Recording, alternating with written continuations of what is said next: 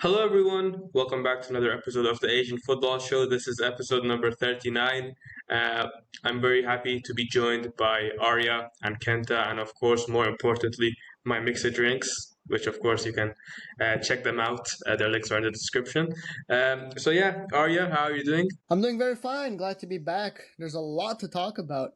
Kenta, what about you? Yeah, glad to be talking Asian football as always.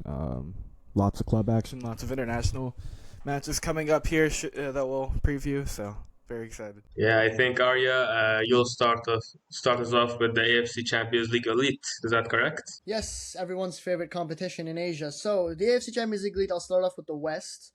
Lots of games have been played. Of course, the Champions League itself has had some controversies, which we're going to be covering a little bit later. But as for the West part in the Champions League Elite, I'll go through the standings here. Al Hilal, to no one's surprise, is first with 6 points with a +2 goal difference, and Nasaf Rashi are currently last. There's not any big surprises, I would say, other than Al Ittihad doing very, very poorly. I think they've lost both of their games, if I'm not mistaken, against Al Wahda and Shabab Al Ahli, two Emirati clubs. So, Erfan, I think you're pretty happy about that as well. Going through the results themselves, I'll just go through them real quick. This campaign started off with Sharjah playing Al Gharafa with the red card. That game made it 4-3, so pretty big first game. Al Wahda, who beat Al Ittihad, as I just mentioned. Al Ahli of Saudi Arabia beating Nasaf Rashi 4-2. Al Shorta and Al Sad ending in a 1-1 draw. Then we had Shabab Al Ahli against Traktor of Iran, also ending in 1-1. Al Hilal beating Al Duhail 2-1. Nasaf Rashi losing to Al Hilal 2-3. Al Gharafa beating Al Shorta 2-0. Tractor very disappointingly drawing Al Wahda 0-0. Al Duhail 2-2 to Al Ahly, and I think there's two more games.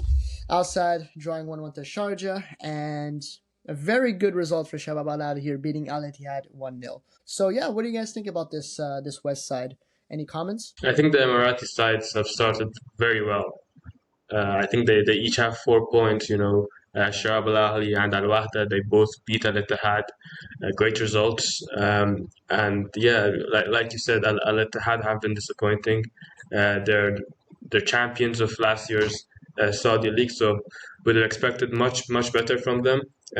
But yeah, after Laurent Blanc got sacked as well, they've not been looking very good. Kenta, what about you? Yeah, I admittedly haven't been watching many West matches as I have been watching East matches, but yeah, I mean, same as usual for Al Hilal. I mean, this is what we expect out of them. I think to an extent with Al Ahly too, like 4 points in 2 matches is on par.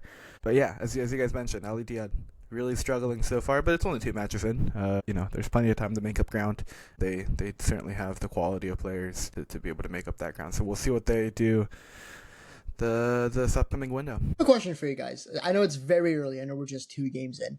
Just out of pure curiosity, where do you guys see these Emirati clubs actually finishing? Do you guys think they can make it very far in the tournament? I'll start. I think that all 3 of them will qualify for the next round. And I think all 3 will likely finish in the top 6 or 7. But if they'll make it far, I'm not sure because, quarterfinal onwards, the games are held in Saudi Arabia. Same situation as last year. So unless they get drawn maybe with a team from the eastern side, it's going to be very difficult to beat the teams from Saudi and Saudi Arabia. Unless they get knocked out before it, which, let's be honest, it's very difficult, and I don't think that will happen. Nice. I don't know. I mean, it's only been 2 matches, so it's really hard to just look at 2 matches. But you to be able to beat Al Ittihad is big because that's going to be the toughest matchups, right? The Saudi clubs. So,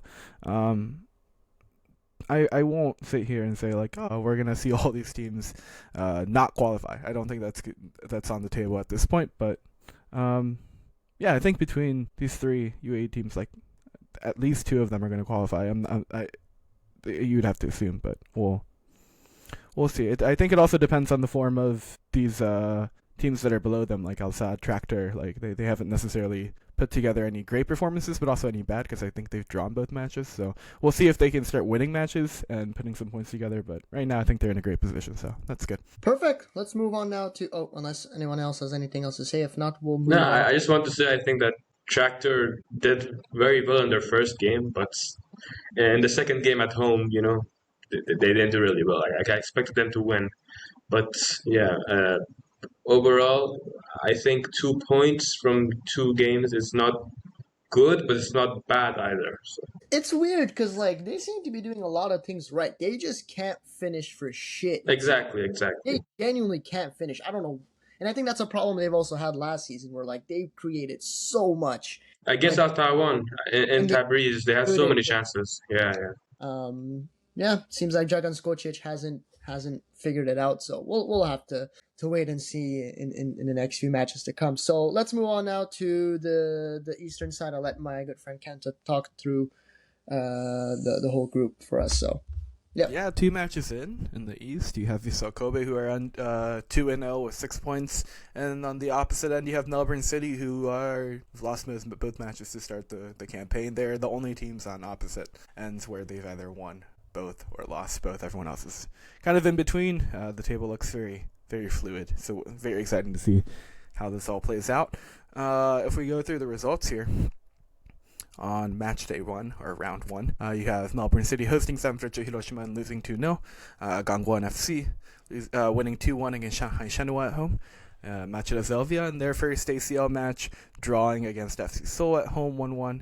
And Buriram United beating JDT, a very fun matchup of some of these Southeastern Asian clubs beating JDT 2-1.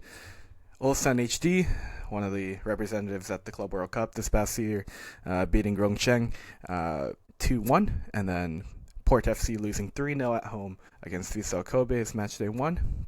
Round 2, you have Sanfrecce Hiroshima drawing against Port FC at home. I guess a very underwhelming result there, all things considered. FC Seoul winning against Buriram United at home 3-0.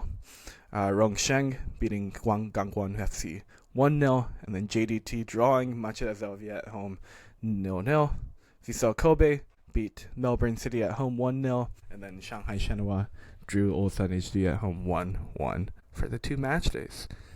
Do you guys have any initial thoughts on what's going on in the East so far? Any surprises? Anything you'd like to comment on? So I want to talk about Melbourne and Australian clubs overall, because how long before they lose their spot in the ACL Elite? Because I'm looking at the coefficient rankings on footy rankings, and Vietnam are only around like 0.4, 0.5 points behind Australia. So if Australian clubs don't step it up, they're going to lose their only spot in the ACL Elite. It's really not looking good for them. But other than that, I want to talk about Chengdu, Rongsheng. Bro, their fans are amazing. Like, I saw their game against Gangwon, the one they won, and bro, I think that was their first home game in AFC competitions ever. Not counting the playoffs, and. Yeah, it was, I think, maybe 40, 50,000 people, if I'm not mistaken. Just amazing fans and a deserved result for them. Other than that, I don't think there's been much surprises. And yeah, we've seen some good games. I'll add one note on A-League, and I think the problem we have with like even in MLS, and I think these 2 leagues are very similar in the sense that it's a kind of a salary capped league, is when you succeed in the league, the following season the players that helped you succeed want more money, and it's difficult to maintain a roster when everyone's wanting more money and you don't have that money to do it because of salary restrictions, right? This isn't like profit and sustainability like you see in European leagues. This is hard salary cap, which I think prevents teams like you're seeing in Australian A-League teams struggle in Asian competitions because they qualify for it the season prior. They lose a bunch of their key pieces because they can't retain everyone because of salary restrictions. And then now, you're struggling, and this is a cyclical thing. So if A-League wants to prioritize Asian competitions, which it kind of doesn't seem like they are because they haven't done anything to change this, right? They need to start making those either the salary restrictions more lenient and more loose, or you start making exceptions for teams that are qualifying for Asian competitions to be able to at least maintain the roster that they had, because right now this is an issue because it's something that happens every single year. It feels like in ACL Elite, you look at the table and elite teams are consistently at the bottom of the table. Also, a fun fact: Ulsan HT already have more points after 2 games than they had in the entirety of last season. Yeah, because last season they finished with three points and they already have 4 points. So it's another fun fact. You can thank Indonesia for sacking Shin Tae-young, because that's who's managing this Ulsan HT side. That's a lot better than they were last year. Do I make the joke or is it too early? Yeah, go ahead. Why not? Go ahead. Why not? If Ulsan continue this form, then I think we should start calling them Ulsan 4K. Let's do it, man. All right, sorry guys. This is what mixer drinks does to you. Yeah, I don't have much else. I was gonna touch on Melbourne City, but Kenta did it for me. I just want to give a special shout out. I really wanted to watch Jesse Lingard play in the ACL, and he hasn't disappointed. He's been very good. I think 2 assists in 2 games. It's nice to see Lingardinho, the man himself, the Ronaldinho regen, playing in the ACL Elite. So, yeah. Anyways, let's move on to the AFC Champions League 2, right? Where, Erfan, I know you have lots to say. Do we have to do this? I think we have to, for the good of this podcast. We have to. I mean, I think we have to talk about Esteghlal FC. Oh my God. The pride of Iran. With a -7 goal difference right now. But yeah, let's talk about that right now. Let's go. Let's do it. In Group A, we have Al Wasl and Muharraq of Bahrain with 6 points, and then Al Wahdat of Jordan and Esteghlal on 0 points. But at least Cheshmi scored in the first game against Al Wasl, which maybe we lost 7-1, but like I said, Cheshmi scored. And then Muharraq beat Al Wahdat 4-0 in Bahrain, and then in the second game they beat Esteghlal in Tehran, which is a big result for them. Very bad performance by Esteghlal. By the way, did you know there's still no VAR in ACL Two, which in the ACL Two group stages, which is insane, because I'm sure that all these clubs are capable of having VAR on their grounds. So I'm not sure what the exact reason is. But yeah, Al Wahdat also hosted Al Wasl. Al Wasl won 2-1. Fabio Lima actually scored from an indirect free kick, which is very rare these days. And yeah, like I said, very bad start for Esteghlal. I really don't want to talk much about it, but I mean, it's been very disappointing. As much as I know you don't want to talk about it, I think we kind of have to talk about it, because they haven't only been doing well in the Champions League, but also in the league they haven't been doing well. And no one's been doing well in the league, Arya. I mean, it's true. But if we win tomorrow, we'll go top, if I'm not mistaken. But that's how bad the situation is. But the issue is, how much money has SLL spent in this transfer window? For them to be having these type of performances is very questionable. So I mean, this isn't like to point any fingers or to make fun or anything, but genuinely, you as an SLL fan, what do you think is going on? Like, what's the problem here? Can it be fixed? What's up? I think losing isn't a bad thing, okay? Losing isn't a bad thing if you learn your mistakes. But Sapinton's been losing, and he's still not learning his mistakes. That's the problem here. And he still doesn't know what formation he wants to use. His substitutes are horrible. I mean, during the games, like some of the few players that are actually good, like Kushki and Asani, they're the only ones maybe trying a bit. Around the 60th, 70th minute, he takes them out, and that just completely destroys the game for Esteghlal.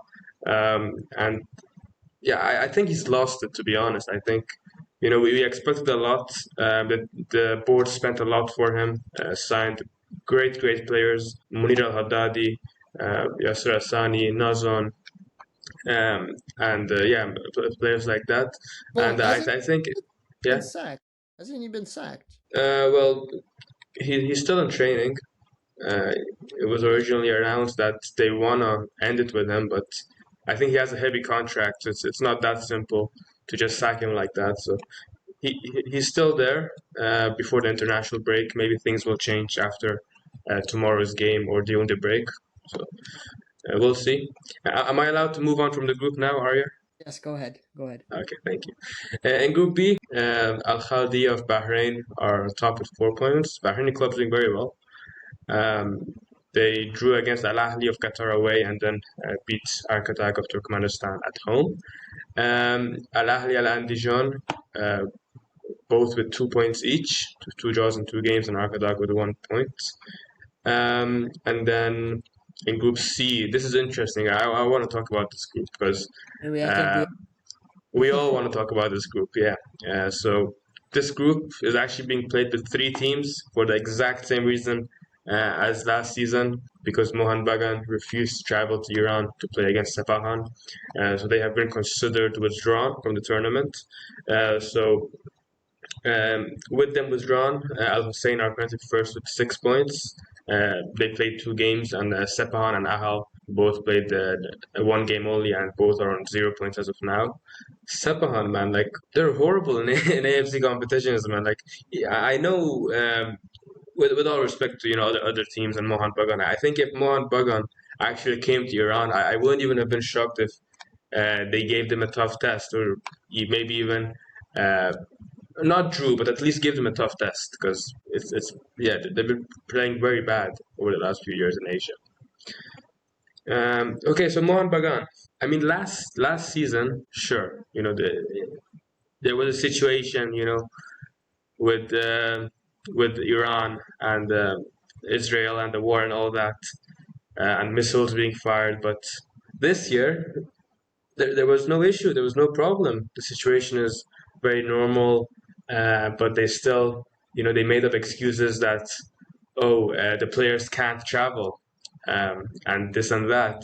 And at the end, they didn't travel and they got kicked out. What do you think, Arya? What do you think? I think it's a shame. Genuinely, I think it's a shame.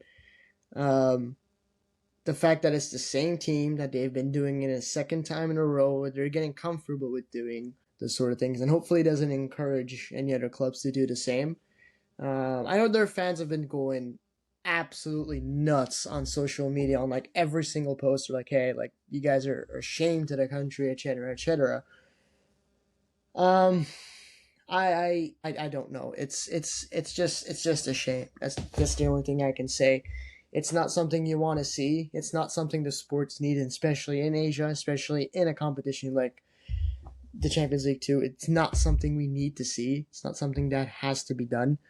And I think it just hurts Indian football. And yeah, I think it hurts Indian football more than anything. I mean, already Indian football is, man, it hasn't been doing great the last few years. I think this is just, yeah, it's just did even worse. So I don't know what to say. I don't know if Kenta has anything. I know, Kenta, you told us you haven't really been following it. If you have a comment or two to add, if not, we can move on to Group D. Yeah, it's obviously a shame. I mean, this is something they've known when they signed up to be a part of this tournament. Like, they could have passed this down, I think, before the tournament started, and you probably had a different Indian Super League club taking the place of Mohamed Bagan and ACL Two, and instead you just kind of have this hole, and it screws up not only the opportunity for another Indian Super League team to play. It's also for the teams that are in this group, like it's a bit more awkward. Like some match days, you're only having one match. Like it's a very awkward situation now for them.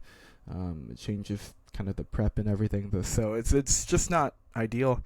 And I think from a neutral footballing perspective as a fan, I'm sure it's certainly not ideal to see less matches, to see a team just not show up when they said they would. Like, I mean, that's what it is at the end of the day, right? They're like, oh, I'll do this. And then they're like, nah, I'm actually not going to do that for the second year in a row. I think at some point, there needs to be better sanctions than just you're allowed to just forfeit your place. next year you can't even qualify for the tournament. Like at some I point, think they are going to get suspended for 2 years, if I'm not mistaken. Yeah, something has to happen, so we'll see. Again, I haven't been keeping up with this, if I'm being quite honest. So, let's see. Yeah, and like you said, it hurts football in the entire country, and it's not like a problem with Indian teams. It's just the Mohan Bagan management. I mean, previously we've had Mumbai City. A few years ago, they played against Nasaji in Tehran without any issues. And we've had other Indian national teams play in Iran a few months prior. So it's just the club management. I mean, I don't know, maybe because they lost their first game, they were scared. They wanted to make excuses, and that's why they just didn't decide to show up. But yeah, hopefully, there are strict consequences for this team, so it doesn't happen again in the future. Okay, moving on to Group D. Al Nasser of Saudi Arabia are currently first with 6 points. Al Zawra of Iraq and Istiklal of Tajikistan both with 3 points, and FC Goa of India, which actually showed up to their away game around 0 points. And yeah, that's it for the West region. Kenta, you want to talk about the East region for us? Yeah, let's do it. We'll start with Group E. Yeah, Group E. You have in first place Kongan Hanoi, or Hanoi Police, our favorite team here on the channel, are from Vietnam, in first place with 4 points. Tai Po in second, MacArthur in third. Surprisingly, I think the A-League teams, again, we touched on it during ACL Elite. Expect a bit more from them, and then Gowan in fourth, the Chinese Super League team. If we go through the results, Tai Po beat MacArthur at home 2-1, and then Gowan beat Kongan Hanoi, drew Kongan Hanoi at home 2-2, and then on Matchday 2, MacArthur beat Gowan 3-0, and then Kongan Hanoi beat Tai Po 3-0, and that's where we are with Group E. Do you guys have anything to say? Yeah, just something funny I noticed. When Hanoi Police was playing Beijing, the player that scored for Hanoi Police, his name is China, and he's Brazilian. Is it actually? Yeah, there's a Brazilian player called China who scored for a Vietnamese club against a Chinese club. So it's a funny thing I noticed. That's funny. That's actually funny. Does he have more than just a name on China? Because yeah, I mean his he's name their is winger, right? Rogerio dos Santos, but he's commonly known as China. I have no idea why, but yeah. I think that's a He never have played in China. That's a funny thing. We need. Just name him after a country, man. Just do it. I think that's imagine owning that kit. It's a Hanoi Police kit, and on the back it just says China. China. Wow. Maybe in the future of the Asian football show. Maybe. Yeah, we'll see. Away days in Hanoi, man. Away days in Hanoi. We will be there. Okay, we'll move on to Group F here. Group F, a bit more straight up here. Ratchaburi and Eastern FC both with 0 points after 2 matches, and Namdin, the Vietnamese club, and Gamba Osaka from Japan both have 6 points, winning both matches. If we go through the results here, Gamba Osaka hosted Eastern FC and won 3-1. Namdin hosted Ratchaburi at home and won 3-1. Eastern FC hosted Namdin, lost 1-0, and then Gamba Osaka went to Ratchaburi and won 2-0. Anything about this group? It's pretty straightforward here. No, not really. No, nothing much to say. Sounds good. Group G includes our one of the very fun teams to support last time around, and Lion City Sailors. They're in first place right now with 4 points. Persib also with 4 points, the Indonesian club. Bangkok United are in third with 3 points, and Selangor FC, the Malaysian side, have 0 points after 2 match days, and they're in last place. If we go through these results here, Selangor lost 4-2 against Bangkok United, and Persib drew with Lion City Sailors 1-1. Lion City Sailors won 4-2 on the second match day against Selangor, and Bangkok United lost 2-0 against Persib. Any thoughts? I have a thought, but it Yeah. has absolutely nothing to do with anything of what you just said. So I randomly pressed on Selangor's SofaScore page. Turns out that tomorrow they're playing against a team called Immigration FC. I'm not kidding. Immigration FC, bro. Nah, that's my new club. Immigration FC. Yeah, makes sense. Makes Okay. sense. All right. All right, buddy. All right. Group H. Anything else? Lion City. Lopez scored 4 goals for Lion City. Oh, he They're just a fun did. From team. Japan. He did. Yeah. He did. Yes, I completely forgot about. He did. Yes. He was he's a Yokohama legend. He's considered a legend. Would you say? I think he is, right? I I think mean, he's he scored so contributed many goals enough. for them. I think Yeah, more than I think he's at that 70, maybe status. 80. Yeah. I mean, he played for Yokohama for what, 5 years? More? 6? Maybe 4 seasons. I think. I don't know, 4, 5 seasons.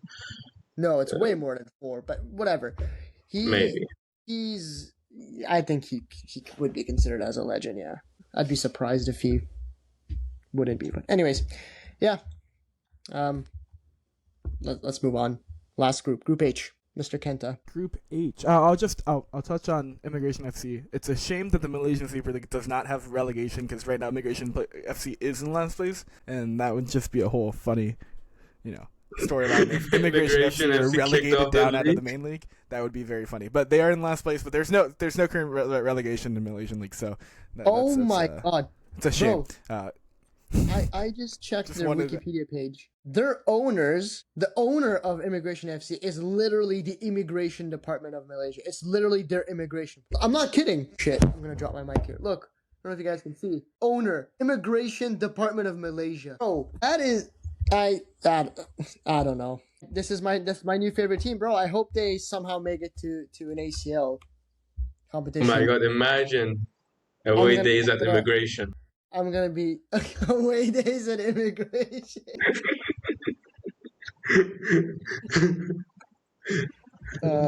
Imagine like a team like Immigration FC in the MLS, bro. Like Ice FC, would it be called? Ice FC. Away days at Ice, man. Yeah, I don't want to play that game. I'm good, bro. We're cooked. Kenta's not cooked. We're cooked, though. We're cooked. Yeah. Goodness gracious. All right. Yeah, you can continue now, Kenta. Immigration jokes aside, let's go on to Group H. One more group. All right, Group H of Tampines Rovers in first place, along with Pohang Steelers and Pathum United. They both have 6 points. Pathum United and Kaya FC both have 0. If we go through the results here, Kaya lost 3-0 to Tampines Rovers. Pathum United hosted Pohang Steelers and lost 1-0. Pohang Steelers hosted Kaya in the second match day and won 2-0. And Tampines Rovers won their match against Pathum United at home 2-1. Another pretty straightforward group in terms of results thus far. The Singaporean club Tampines Rovers doing very well so far. Anything else to add? No? Just okay. Okay. I think we found our new favorite club. We might have to ditch Hanoi Police after that. No, not Kongan Hanoi.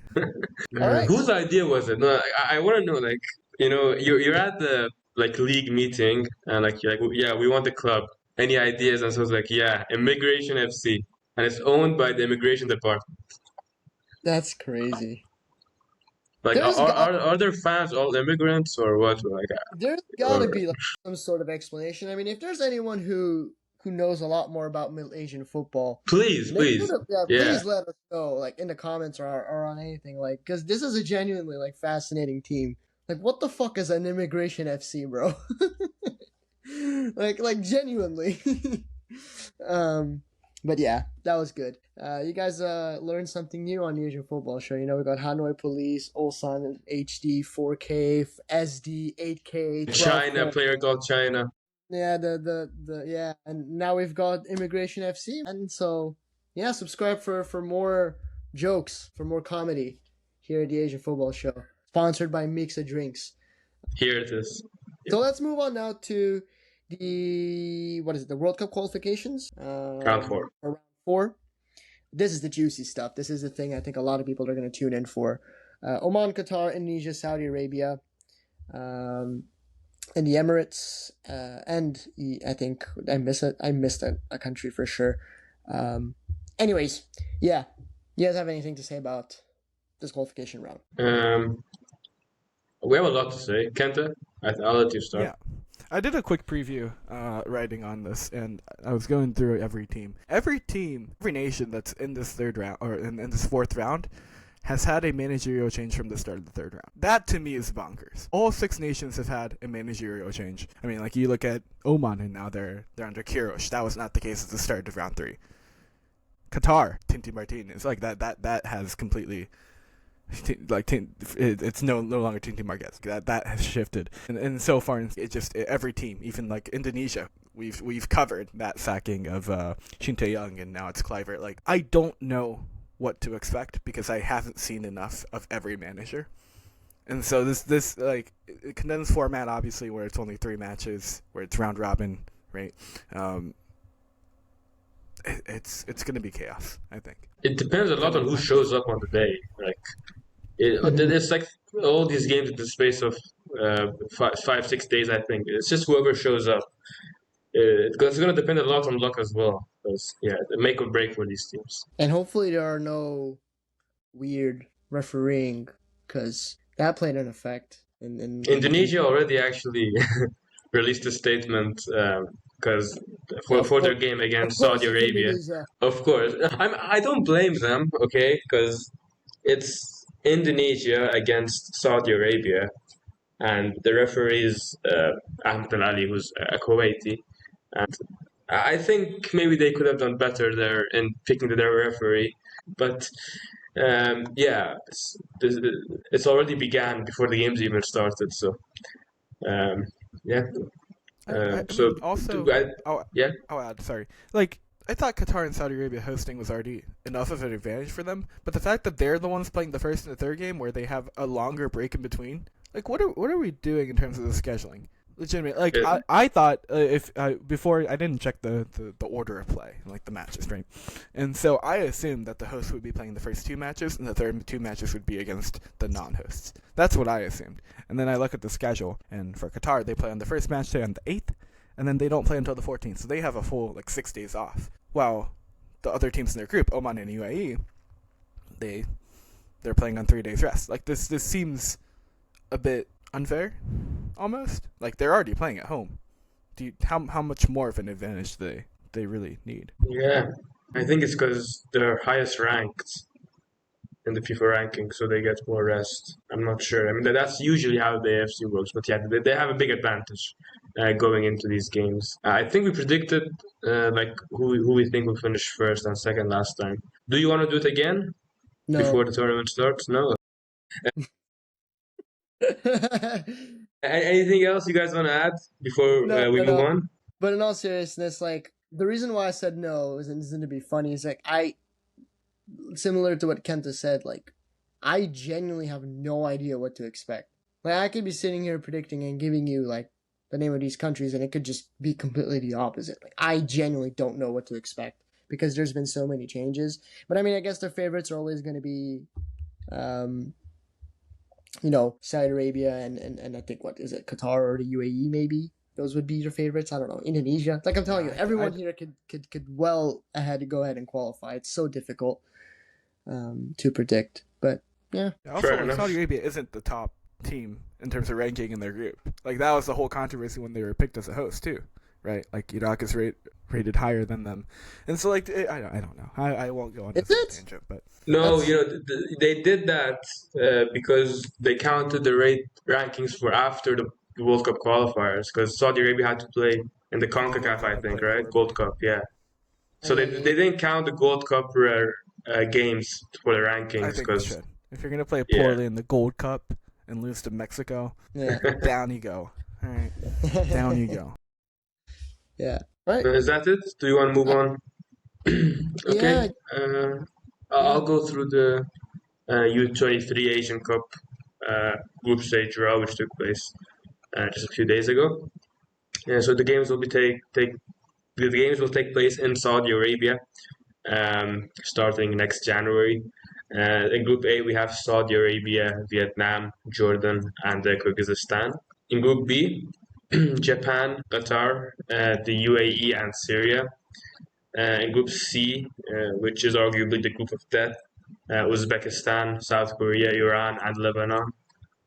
Lots of tasty games there. And then in Group D, we have Iraq, Australia, Thailand, and China. What do you guys think of these groups, Kenta? Well, I don't know. I haven't admittedly watched a ton of U23, so I don't know how strong these teams are. But What do you think Japan's chances are in this tournament? I'd have to say they're fairly high. I mean, like their youth levels in Japan have been pretty consistently good. I don't think they're in like the most difficult group. It's not the easiest group. But it's not the most difficult as well. Like they should be getting out without any problems. They should, yeah. They are. I think they're the favorites in that group to at least advance. Which I don't know if that's necessarily saying anything. I feel like that's true with most groups in Japan are in AAC competitions, but yeah. I would say a team to watch out for are Jordan, because they did very well in the qualifiers, and I think they could challenge Saudi Arabia for top spot in their group. Yeah, in Group C, I think that's the hardest group out of all of them. Iran, South Korea, Uzbekistan, three teams that have qualified for the World Cup, and at senior level, three teams that have made World Cups at youth levels before and have done fairly well. Arya, what do you think? Yeah, just what the hell is that group? What are you talking about? Uzbekistan, Korea, Iran. How does that even work? It's gonna be a very, very nice group to watch. I feel bad for Lebanon. I genuinely feel bad for Lebanon. But yeah, we'll see how it goes. Actually, Group D looks pretty cool too. With Iraq and Australia, I'd like to see how that goes. But again, in youth football, it's not like senior football. There's always your unpredictable. You never know. You never know, right? So yeah, it looks good. I mean, it's unfortunate from an Iranian perspective to have two big teams in the same group, but I'm actually excited because I think this team can be tested. Exactly. So like if they end up topping it or something like that, then that's a big statement, right? Which they won't. I can tell you they won't. But let's be honest here. But yeah, that's that for the under-23 Asian Cup. So that will be held in January next year, 2026, from January 6th to January 24th. So yeah, we're going to be covering. And keep in mind, this is the non-Olympic U23 Asian Cup. So this is not the qualifiers for the Olympics. Yeah. That will be the next one. So moving on to the Asian Club Championship, or the Shopee Cup, I think it's called. I think 2 match days have been played. Kenta, I'll let you take over. Yeah, ASEAN Club Championships are underway. I guess we can kind of go over the first 2 match days because they don't play until December. It's a very long break, admittedly, because you have ACL competitions, you have league competitions, you have Challenge League coming up. So in terms of trying to balance the schedules, it becomes very difficult to find match days. Also to note, there's 2 groups of 6 teams. So realistically, you'd see 3 matches per group per match day, but that has not been the case. Group B has only played 2 matches, both match days, and they'll play an extra match day in like mid-December for those 2 matches. There's just a scheduling thing from what I know. But yeah, without further ado, we'll start with Group A here, ASEAN Club Championship, where all 6 teams have played 2 matches. Selangor FC are on top, along with Pathum United with 4 points each. Tampines Rover and Kongan Hanoi, the Hanoi police team again, have 3 points each. Buriram United have 2, and Cebu FC from the Philippines have lost both matches to go, or so far. Do you want me to go through these results individually here? I don't think it's needed, but before you move on to Group B, is there any reason why the Indonesian clubs have withdrawn? Or because I don't see any Indonesian teams here. I wish I had a better answer prepared for you. Immigration FC robbed. Bring my club back into the ASEAN Club Championship. I need to see Immigration FC. I guess in theory there's not an Indonesian team. Oh, okay. So apparently the first and second team refused to participate, and then they just didn't accept the other teams from the league as well. So that's the reason. They pulled up Mohon. Interesting. They pulled up Mohon Bagan, at least before the tournament started. They allowed for someone else to play. Exactly. Yeah, that's true. It's a better result, I suppose. So Group B is a bit odd because 2 teams have played 2 matches, and that's going to be JDT and Sveriang of Cambodia. So they are naturally at the top of the table because they've played double the matches that the other teams have. They have 6 points and 3 points respectively. But outside of that, Namdeen won their only match, and then Lion City Sailors, Shen United, Bangkok United all have lost their only matches. It means very little because they've only played one match, and kind of the setup so far has been very, very disjointed so far. But that's all right, Yeah, anything there at all? Malaysian club's doing very well so far. Yeah, nothing more to add from my side. Yeah, so I mean, this will start to heat up around December, and they'll have, I think, like 3 or 4 match days depending on the group between like early December through like early February. So that'll be the end of the group stage. But there wasn't really a great time to insert this, so might as well talk about it now. So let's move on to everyone's favorite competition, 2025 CAFA Nations Cup, which took place in Tajikistan and Uzbekistan. So I'll go through the results real quick before we talk about it. So in Group A, we had Uzbekistan, Kyrgyzstan, Turkmenistan, and Oman. And in Group B, we had Tajikistan, Iran, Afghanistan, and India. In Group A, we had Uzbekistan top the group.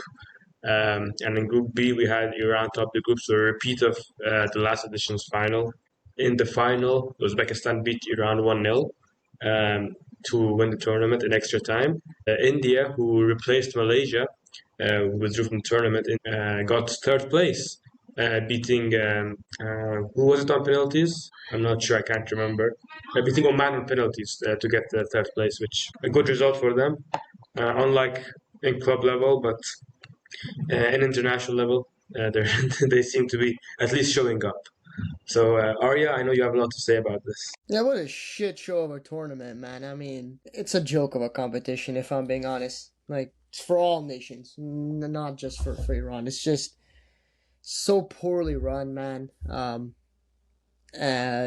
was watching the games, like the seems like they were using the rosters of the previous edition, so the substitutions and all that didn't even make any sense. Like, half of the players that the graphics, right? Yeah, the graphics. Like, for instance, let's say, I don't know, some new guy that wasn't in the previous edition would get subbed off, and the name that appears on top of the TV screen is just a complete different player. So I don't know what CAFA are doing, and it's like, what are you guys doing? It's not difficult to do. That's one thing. What about the VAR? Do you want to talk about the VAR, Arya? Yeah, the refereeing was poor, especially in the final. It was really, really poor. I kind of have this feeling where, like, it was set up from the beginning, because some things didn't feel right to me. And then, yeah, I think one really positive thing was, India winning the bronze medal, I think, is a big positive. It's very good. They showed a lot of heart, I will say that. They showed a lot of heart in their games against all the teams that they've played against. So, I mean, do you guys want me to give my thoughts on Iran and how they played, or do we just skip that? Because it's the same as always. Just shit. Just shit. Ghalenoui out. I've had enough of his ass. Please just put Erfan Hoseiny in if you have to. I'm genuinely done with this guy. Like, I've tweeted about this. Both of you guys know this by now, but it's gone to a point where, like, watching the Iranian national team feels like a chore. Like, I hate watching the Iranian national team play. It's gone to that point. I don't want to watch this team play. I feel forced to watch this national team play. It's not fun. We all do. There's nothing of substance. There's just nothing to gain from watching an Iran game. A red card again early, which would Ghalenoui, a red card in a game seems like it's in every game at this point. But to be fair, like I mentioned, I think the refereeing was very, very, very poor. So hadn't been turned out in a different way, I think Iran could have won it. But again, when you need that sort of help from referees at this level, it's just embarrassing. So I was kind of hoping that this meant Ghalenoui would have been sacked, but apparently he's staying. So yeah. You know what's funny? He's ruined my life. I hate my life. Thanks, Ghalenoui. Thanks. So, so Payam Niaz, man, won best goalkeeper, which I have no idea how Oh, did, yes, first of I all. saw that. Yeah, he was terrible. He was terrible. What do you Gurpreet was what? robbed, by the way. Gurpreet was robbed. My He was God, fantastic for Gurpreet. India. Yeah, My yeah. God, Gurpreet. Gurpreet, yeah. And you know what's funny? So Mohan Bagan didn't release any of their national team players for this tournament because they were preparing for the AFC Champions League too. That's So funny. I think that's very ironic. Yeah. That's that's funny. Uh, yeah, I mean, Kent, anything you want to say about your favorite competition? My favorite competition. Sure. Uh, yeah, you guys touched on India, right? I mean, they're in the thick of Asian Cup qualification, and hopefully this is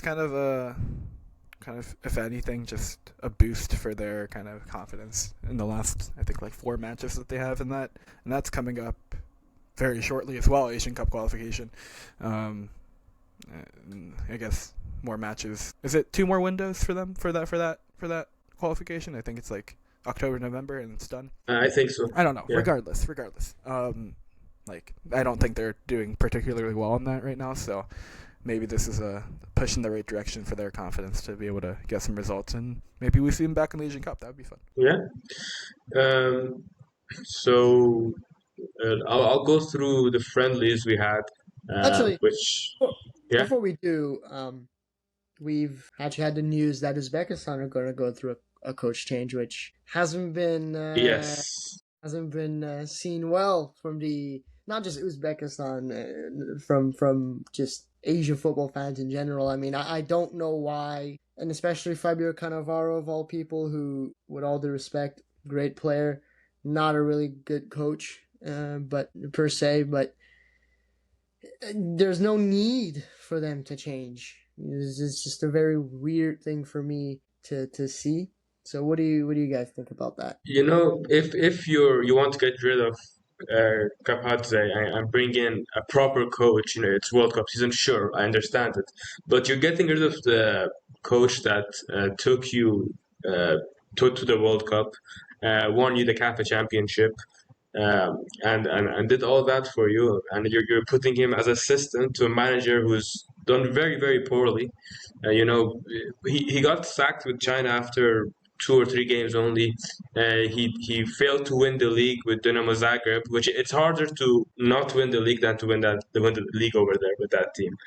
And he just doesn't have a good record. And I don't know what's up with all these Asian teams and these dumb managerial changes out of nowhere. First it was Indonesia, now it's them. Yeah, just very sad. And I think the Uzbeks can agree with me here. Because they were looking forward a lot to this World Cup, and I think this is not something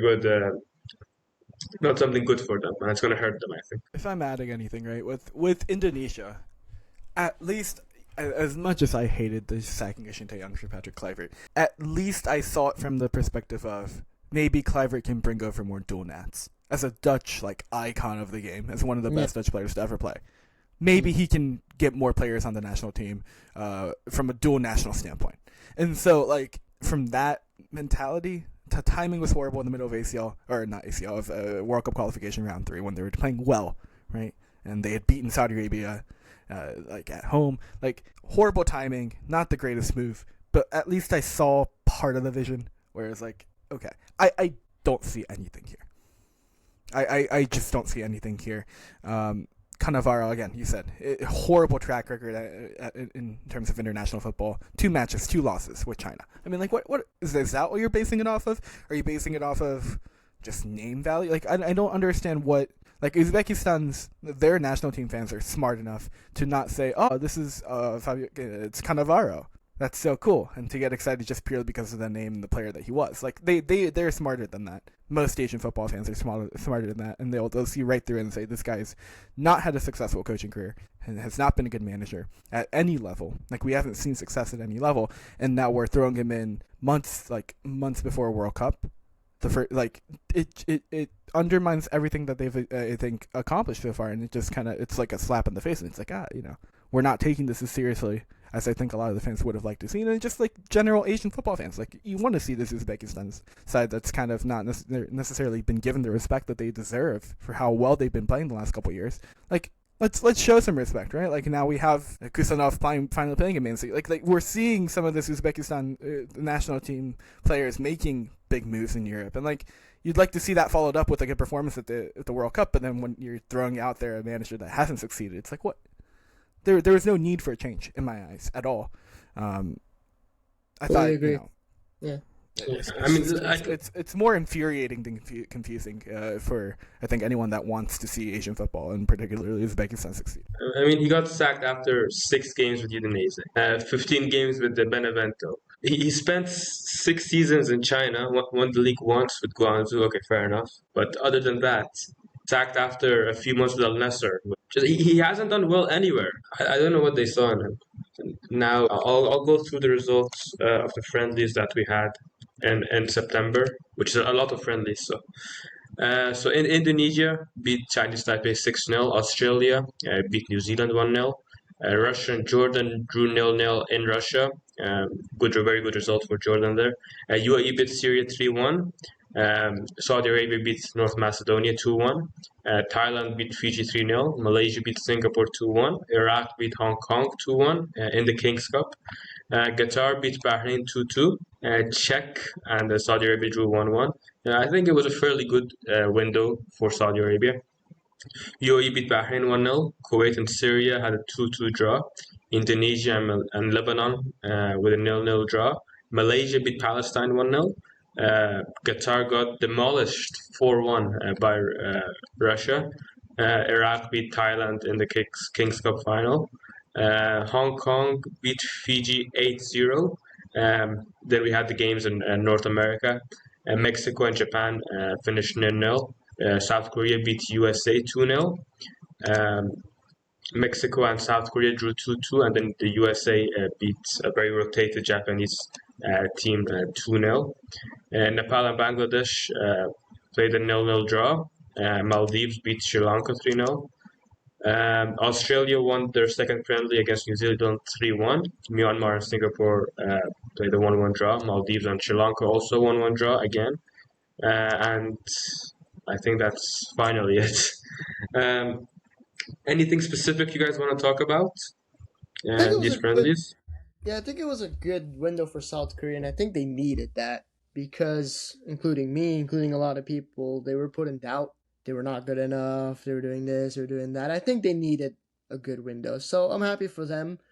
It was a good window for them ultimately. They just got to keep the momentum going. As for Japan, a lot of people are looking into that 2-0 loss to the US, but it was a rotated team. I don't really understand why people are going crazy over the result. But yeah, Saudi Arabia with a good window as you mentioned. Trying to look at the other ones too. Sorry guys, there's like 20 million games. Give me a sec. No, that's pretty much it. I guess Qatar had a pretty disappointing window as well. Jordan had a very good window. Jordan as well had a good window, correct. But yeah, Qatar losing to Russia 4-1 and drawing to Bahrain, not particularly good, especially as, the World Cup qualifiers are coming up.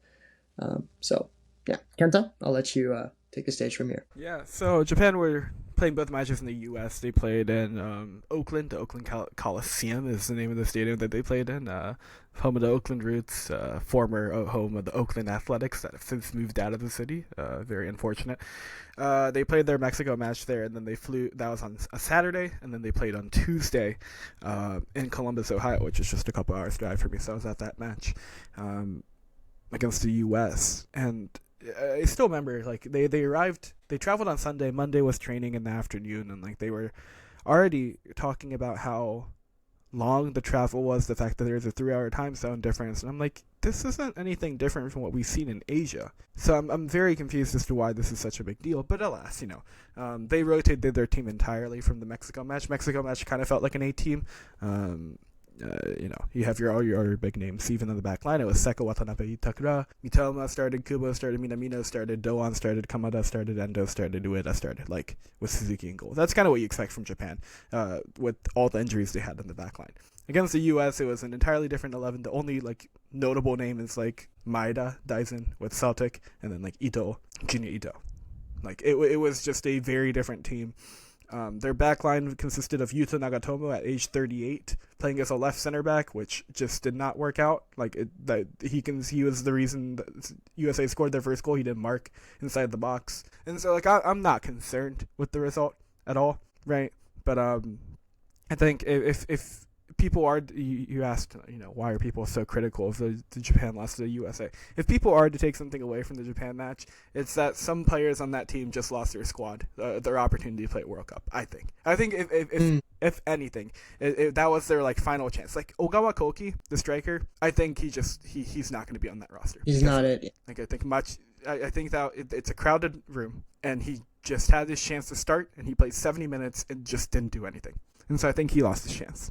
Now, I would say the same with a couple other players. But the one that did play really well was Osako Keisuke, who had 9 saves in the match. And he played well. So I think he's the only one that, impressed. Yeah, Japan overall, I guess, disappointing from a result standpoint. But they have Paraguay and Brazil coming up in a week, in this upcoming week. So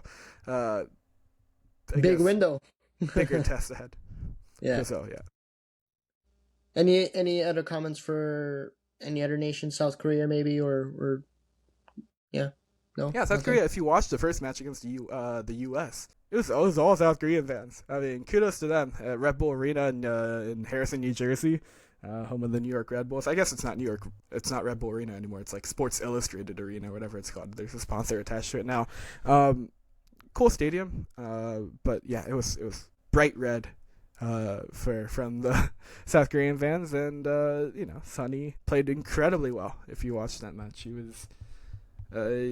was lone striker in a 5-4-1 and creating all sorts of chances and scoring chances, and it was I think brutal to watch if you're a USA fan, and if you're a South Korean national team fan, it was very fun to watch. Luckily, I think there were significantly more South Korean fans there, so the crowd got what they wanted. Awesome. Very good. So I think we just have one thing left before we end it. South Asian Football Federation U17 Championship also took place in Sri Lanka. India won it. They won 7 out of the 10 editions. Yeah, they won it for the 7th time.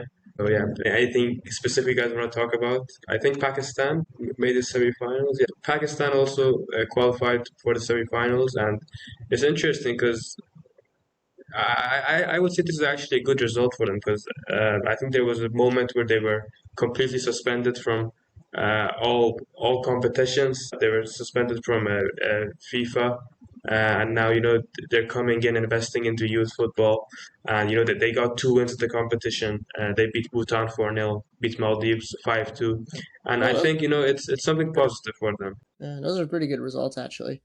Yeah. So unless there's anything else you guys want to add, is there? Shout out Immigration FC. Immigration FC. And Kenta? Yeah, I mean, more friendlies coming up, but of course, I guess the big talking point here is what happens in the 4th round of World Cup qualification here. Yeah, we'll see what happens. I'm really excited. All right, so thanks everyone for watching or listening, and make sure to like, subscribe, and follow us on all platforms. The links will be in the description. Our next episode will be after the World Cup qualifiers, and during the end of October, which we'll have a lot to talk about for sure. Again, thanks for watching, and see you guys next time. Goodbye.